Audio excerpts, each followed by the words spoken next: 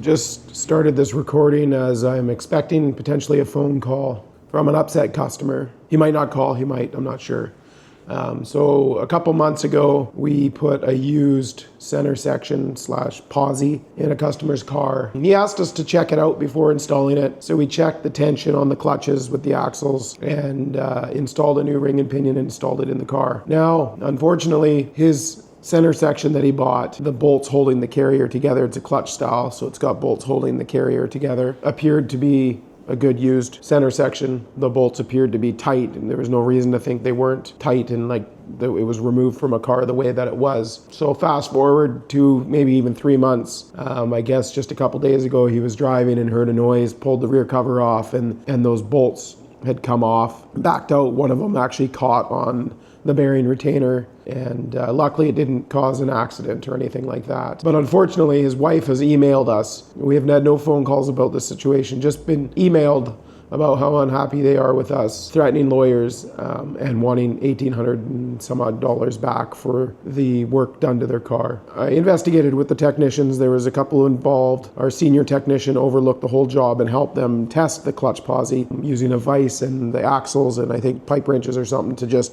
make sure that it was not just slipping. If it was slipping at that point, then we would recommend disassemble and rebuild that posi section. But with used parts, like when does it end, right? You can't just take it apart and fully inspect it and put it back together. That's rebuilding it at that point. Could you imagine checking every bolt torque on a used engine or a used transmission? It would defeat the purpose of going used. Anyway, we went through and went over everything, and yes, we did not remove the bolts. We didn't check the torque on the bolts. There's no need to. Why would you, right? And in hindsight, when something like this happens, it's easy to say, well, why wouldn't you? And it's not something you think about. If the bolts look tight, they're tight, right? If you rent a car, you don't go and check to make sure that wheels are torqued on it, right? You just assume because they're bolted on that they're tight, right? So I've went through this, unfortunately, with a customer in the past. He drove his truck all the way home from Williams Lake. I drove the truck 500 kilometers before he drove it to Williams Lake. 2 or 3 weeks later, I get pictures and mad messages about his dry shaft falling off and causing a bunch of damage to his truck.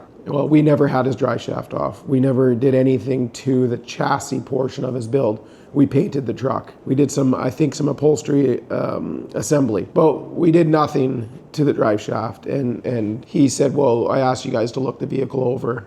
Again, should we have pulled the transmission and checked the bolt torque on the flywheel? No. Why would you? Why would we go around and just check dry shaft bolts that look tight? It doesn't make any sense. But when something fails like this, it's easy to just say, well, why didn't you? Well, at the end of the day, we're paid by the hour. We're always arguing with customers about how long it takes to work on old cars as it is. Sorry about my voice. So it's just really tough, but this is the real world stuff we deal with all the time. We try to educate the customers ahead of time as much as we can. We try to look things over thoroughly as possible because we don't want to install something used and have that argument after about, hey, we put this used power steering pump in and it doesn't work. Again, how far in can you look without completely rebuilding something? I get their frustration. As a customer, I would be calling as well saying, hey, you did this diff, it fell apart. For some reason, they took it apart themselves to find what was going on. I would have brought it back to the shop that worked on it last, right? Whether they were upset, I guess, in the beginning that, Google said it should take 8 or 9 hours to do the work that we did, and it took us 11, so they were already upset, and we had thought we dealt with that problem, and then they had a brake line leak. Again, they assumed that it was us. We didn't touch any of that. Working on the car was rear-ended. At one point, we did fix the body shop end of stuff there. Maybe that jarred it. Maybe working on the rear end, that part wasn't torqued properly and it was fine before we did the rear end, but working on the car, things moving around was enough for that fitting to just come loose a little bit. And basically it dripped a little bit of brake fluid on the diff housing and wrecked the paint on the diff housing. Nothing crazy, but we offered to fix that regardless, and they didn't come back for that repair. So it's tough. Like, we try our best to keep everybody happy, and I've lost, I like to say tens of thousands of dollars, but it's well over tens of thousands of dollars in the 5 years that I've run this company. It's in the hundreds of thousands of dollars at this point, just trying to do the right thing. No matter what you do, you're going to get this stuff. I just wanted to start this video as if he does call me, I'm going to tell him that he's being recorded because they've threatened lawyers, and I really don't understand that. The way it works, a shop, us or any shop, fixes a vehicle, there's warranty, something happens, we have first right to refusal of fixing the problem. You don't just ask for all the money back, and for two reasons. We could do a tire rotation for $25 or whatever. Usually it's free with an oil change or something, but it's just for sake of argument. If we do a tire rotation and an oil change, so the whole bill is less than $200, and you leave here and the wheel falls off and the wheel is ruined, your quarter panel or fender is ruined, your brakes are ruined, potentially got in a car accident, are we only liable for the $200 that you paid us? No, we'd be liable for everything that happened. And that's happened. We've had a wheel come off. We've had two wheels come off. We're just human, right? So we've had wheels come off and wreck quarter panels. We've had wheels come off and just wreck the studs and not even the wheel.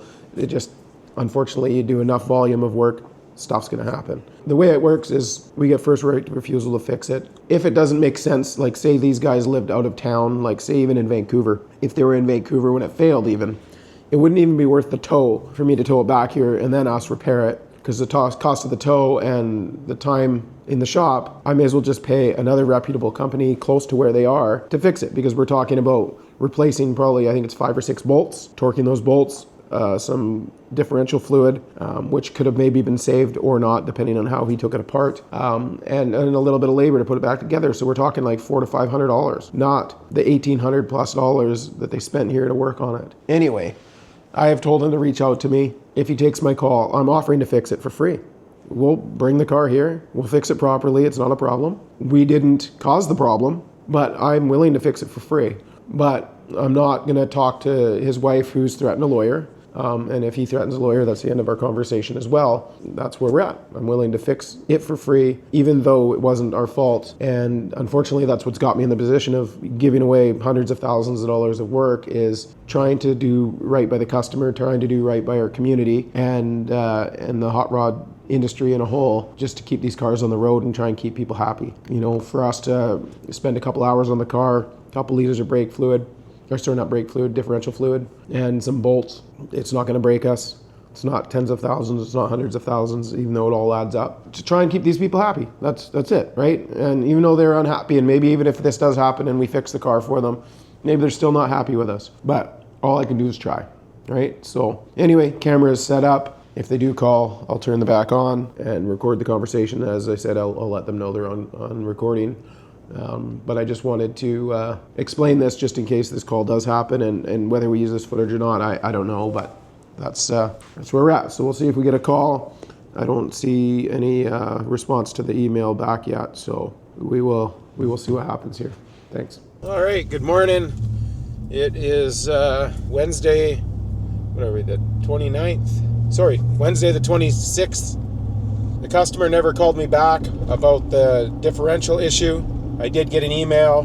They were wanting to stick to email conversations, as I think they thought they had some kind of a legal battle possibility. Anyway, turns out the customer was actually taking the third member out of the vehicle to bring it to a different shop to have his used gears installed that we wouldn't install. The backstory is the vehicle came in, had a really bad D-cell differential noise. And when we took it apart, the diff was set up loose, which could have just been from wear or maybe a previous installation. But also there was some heavy wear on the gears and some hardening on the face of the gears gone. We've been down this road before installing used parts that have a little bit of wear, and the customer's like, I don't care, I just want it to do this or I just want it for that. But it always bites us in the end, because we install it and then it makes a noise or it fails, and then we end up in a battle. So we denied installing those gears for that reason. He approved us to put new gears in it. At the time, the ratio wasn't available that he wanted, but we were able to find one close. He agreed upon that, and that's what we installed. So further on, he was wanting to get this vehicle tuned, and the guy working on it mentioned that he needs a lower gearing if he wants to get more out of the car. He mentioned he had those wore out gears, so that shop said they would look at those gears, and they decided that they were confident they can maybe install these and not have noise, but wouldn't guarantee it. So that's when he pulled the third member and found that his used posi bolts had backed out. So he that's when the spouse emailed me wanting all the money back for the job that we did, and threatening lawyers if we didn't just do what she wanted by that day. Anyway, that's when I said I'd like to talk to the actual customer, the original person that booked it in, and kind of give them a chance to, withdraw the lawyer statement, as once somebody says something like that, we back off and we won't work forward. If they want to pull the lawyer card, that's the way we'll go. We're not going to jump around and take it as just a threat. So he didn't call me. He did email back and then told me now that, the full story of what he was doing. And I said, okay, no problem. I will call that shop. And if there's anything that shop and I agree upon that is a fault of ours, I would definitely cover it. And I was willing to cover new bolts and, whatever it takes to torque the bolts, just as not as a courtesy, but as a good faith. Even though we would never just check torque on bolts on a part like that, there's no point.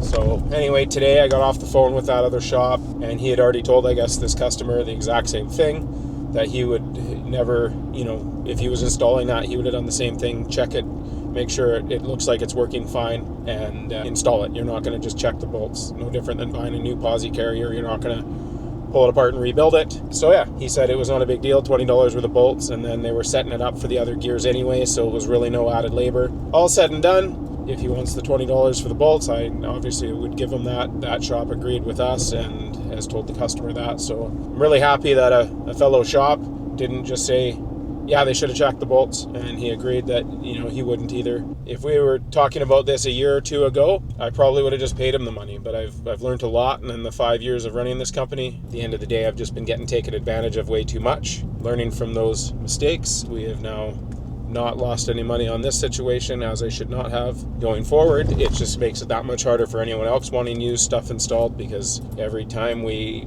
either have customer supplied parts or a used part, it seems to cause nothing but heartache for us. You try your best to educate the customers and do the best to keep everybody happy, and you can't win them all. So I wish them the best with this, and hopefully they get some life out of this rear end, and hopefully one day they'll find some new gears at the right ratio, or just change it to a 4.9-inch or something. But anyway, I just wanted to do an update on that, since I never did get the call back that day. This is about a week later now. Yeah, so that's the update.